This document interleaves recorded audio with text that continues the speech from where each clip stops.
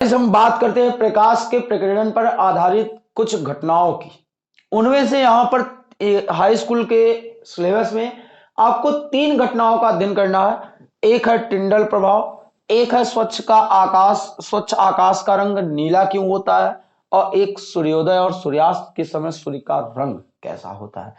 पहले बच्चों, सबसे पहले हम समझते हैं टिंडल प्रभाव, फिर उसके बाद समझेंगे स्वच्छ आकाश का रंग नीला क्यों होता है, फिर उसके बाद सूर्योदय और सूर्यास्त के समय सूर्य का रंग क्या होता है।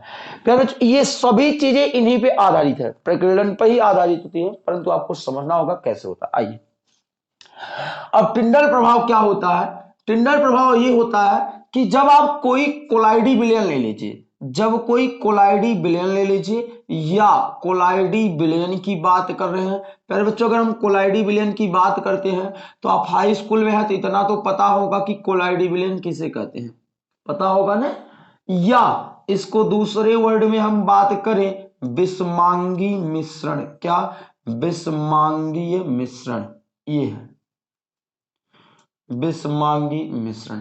अब देखिए जरा सा, अब हम समझते हैं जरा सा कि कोलाइडी विलयन और विषमांगी मिश्रण आपको आ रहा है नहीं आ रहा। कोलाइडी विलयन या विषमांगी मिश्रण की बात करें तो दो पदार्थों का वह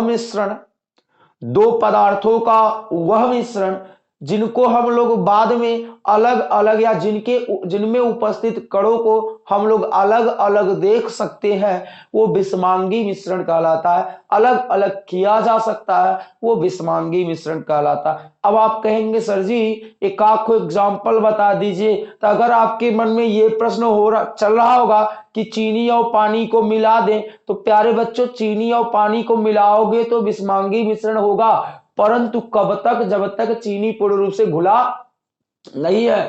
अगर चीनी पानी में घुल जाएगा तो दोबारा आप चीनी और पानी को अलग नहीं कर सकते। क्या कर सकते हैं? नहीं कर सकते ना, तो वो विषमांगी मिश्रण नहीं होगा। अगर हम बात कर ले वही एक थोड़ा सा छोटा सा धूल ले ले और धूल को जो है पानी में मिला दे, तो धूल और पानी के कणों को हम लोग बाद में अलग अलग कर सकते हैं। आप देखिए धूल के कणों को पानी में मिला दीजिए या बालू के कण को पानी में मिला दीजिए, तो पानी को रख दीजिए थोड़ी देर तक, तो जब पानी शांत हो जाता है तो बालू नीचे की तरफ बैठ जाता है, तो बालू के कण अलग हो जाते हैं और जो है आपके जो धूल के कण पानी होता है वो अलग हो जाता है। गंदा पानी ले लिया जाए, मटमैला पानी ले लिया जाए, तो ये सब क्या है? ये सब विषमांगी मिश्रण है, एक प्रकार का कोलाइडी विलयन है।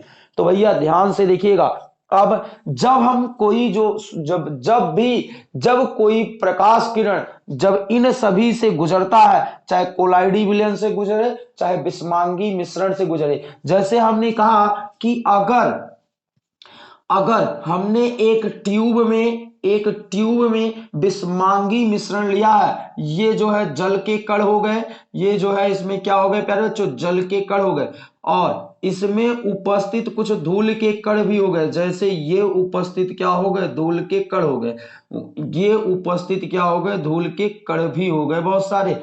अब ध्यान से देखिएगा, ये कौन सा मिश्रण है? ये है विषमांगी मिश्रण। कौन सा मिश्रण है? विषमांगीय मिश्रण है। ध्यान से देखिएगा, ये कौन सा मिश्रण है भैया? विषमांगीय मिश्रण। अब जब प्रकाश किरणें विषमांगी मिश्रण से होकर गुजरती हैं, जब प्रकाश किरणें जो है विषमांगी मिश्रण से होकर गुजरती है, तो वो क्या होती हैं? जैसे ही वो विषमांगी मिश्रण में प्रवेश करती है, तो ये चारों दिशाओं में क्या हो जाती हैं? फैल जाती हैं। ये चारों दिशाओं में क्या हो जाती हैं? फैल जाती हैं। इसी घटना को हम लोग क्या कहते हैं? टिंडल प्रभाव कहते हैं। इसी घटना को हम लोग क्या कहते हैं? टिंडल प्रभाव कहते हैं, टिंडल इफेक्ट कहते हैं।